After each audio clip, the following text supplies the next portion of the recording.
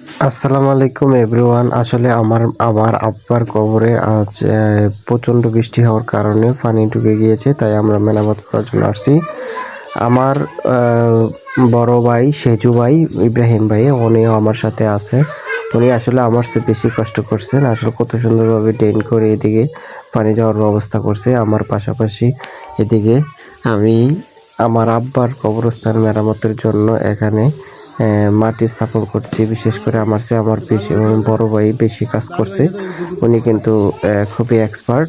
তো যাই হোক, ওনার এই সহযোগিতা, যাই হোক, আমি কিছু এখান থেকে মাটি নিয়ে আমি আমার বাবার কবরের পাশে সুন্দর করে দিছি, যাতে ভবিষ্যতে প্রচণ্ড বৃষ্টি হওয়ার পরে যাতে না পানিতে না ঢুকতে পারে, সে মেরামতের জন্য কবরস্থানে সুন্দরভাবে এটা স্থাপন করে দিলাম। খুবই ভালো লাগতেছে।